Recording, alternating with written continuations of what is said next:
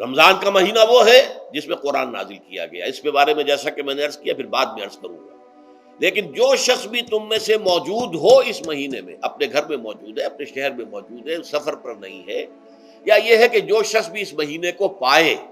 اس کی زندگی میں یہ مہینہ آ جائے، یہ برکتوں کا ایک موقع اسے مزید حاصل ہو جائے، فَلْيَصُمْ، یہ امر کا صیغہ ہے، یہ وجوب ہے مطلقاً۔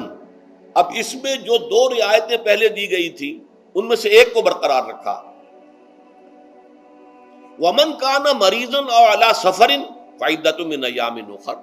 یہی وہ الفاظ ہیں جن کی بنا پر میرا گمان اس وقت بھی یہ تھا کہ یہ دو بیک وقت نازل نہیں ہو سکتی آیات۔ یہ جو تکرار ہے بے معنی تکرار ہو جائے گی پھر اگر ایک ہی وقت میں نازل ہو رہی ہو، اور قرآن مجید کی فصاحت اور بلاغت سے یہ چیز بعید ہے کہ وہاں پر اس طرح کی تکرار بلا سبب ہو رہی ہو۔ قرآن میں اور بہت سی آیات ہیں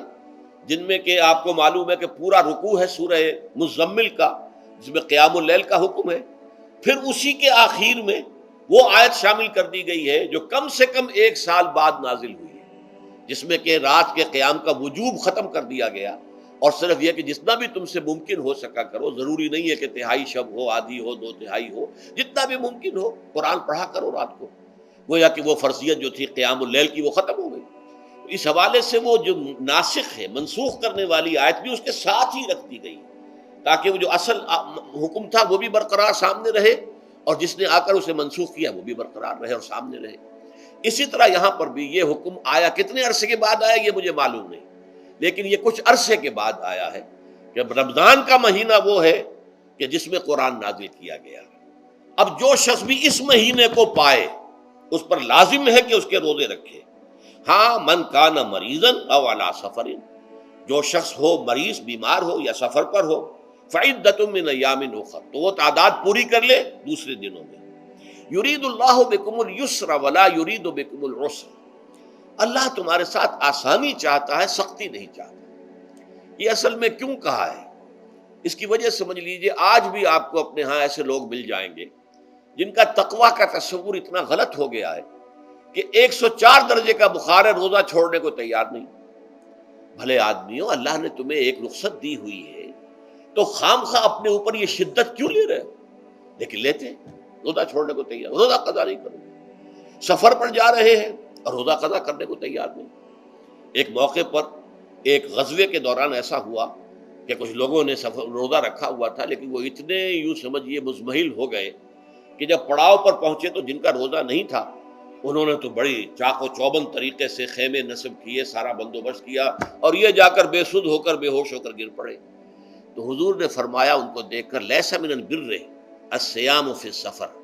سفر میں روزہ رکھنا یہ کوئی نیکی کا کام نہیں ہے، یہ نیکی کا غلط تصور ہے کہ جو تم نے اپنے اختیار کر لیا، یہ تمہارے اندر تشدد پسندی پیدا ہو رہی ہے۔ دین کے احکام میں جو مقصد ہے وہ کیا ہے؟ یرید اللہ بکم الیسر ولا یرید بکم العسر۔ اسی پر عمل کرتے ہوئے حضور نے فرمایا ہے کہ جو بھی علماء دین ہیں یا جو رہنمایان دین ہیں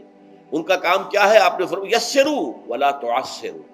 دیکھو آسانیاں پیدا کرو، سختیاں پیدا نہ کرو۔ دین میں سختیاں پیدا کرنا بھی وہ اسر اور اغلال بن جاتا ہے کہ جس کو رفع کرنے کے لیے اور جس سے لوگوں کو، یہودیوں کو اور تمام اہل کتاب کو نجات دینے کے لیے اللہ تعالیٰ نے اپنے رسول محمد صلی اللہ علیہ وسلم کو بھیجا۔ وَيَضَعُ عَنْهُمْ إِصْرَهُمْ وَالْأَغْلَالَ الَّتِي كَانَتْ عَلَيْهِمْ، کہ جہاں وہ نیکی کا حکم دیتے ہیں، بدی سے روکتے ہیں، پاکیزہ چیزوں کو حلال ٹھہراتے ہیں اور خبیث چیزوں کو، ناپاک چیزوں کو حرام قرار دیتے ہیں، وہیں وہ لوگوں کے اوپر سے وہ بوجھ بھی ختم کرتے ہیں کہ جو انہوں نے خام خواہ اپنے اوپر لاد لیے۔ تو ان میں سے یہ بھی ہے کہ یہ نیکی کا کام نہیں ہے کہ آپ سفر میں ہیں اور روزہ رکھ رہے ہیں۔ یرید اللہ بکم الیسر ولا یرید بکم العسر وَلِتُكْمِلُوا الْعِدَّةَ، لیکن یہ بات واضح رہے کہ اب تمہارے لیے تعداد کو پورا کرنا لازم ہے، یہ نہیں ہے کہ آپ اس کی جگہ پر فدیہ دے دیں تو بات پوری ہو جائے گی، نہیں۔ روزے کی تعداد آپ کے رمضان میں 2 روزے 3 روزے چھوٹ گئے بیماری کی وجہ سے، ٹھیک ہے، لیکن دوسرے دنوں میں اس کی قضا دینی لازم ہے۔ وہ روزے رکھنے جو ہے آپ پر لازم ہے، ان کا کوئی بدل جو ہے وہ فدیہ نہیں ہو سکتا۔ البتہ یہ نوٹ کر لیجئے، یہ حکمت نبوی ہے کہ یہاں اگرچہ وہ فدیے کا حکم جو ہے گویا کہ بظاہر قرآن مجید کے الفاظ سے محسوس ہوتا ہے کہ مطلقاً منسوخ ہو گیا، لیکن حضور نے اس کو خاص حالتوں میں باقی رکھا ہے۔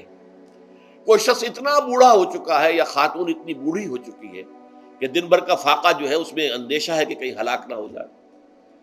کوئی مریض ہے، مرد ہے یا عورت ہے، وہ ڈائبٹیز کی مریضہ ہے، اس کو وہ شوگر کا مرض ہے اور وہ اس کو برداشت نہیں کر سکتی، شوگر لیول بہت نیچے ہو جائے تو موت واقع ہو سکتی ہے. کوئی ایسا مریض ہے جس کو مرض سے شفا پانے کی اب کوئی امید ہے ہی نہیں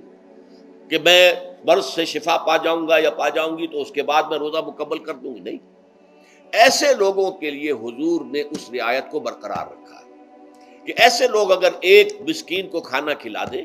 تو یہ فدیہ بن جائے گا. لیکن جو بھی شخص صحت مند ہو اور صحت کی توقع رکھتا ہو اور جو شخص بھی طاقت رکھتا ہو روزے کا قضا کر دینے کا، اس کے لیے لازم ہے کہ روزوں کی قضا کرے.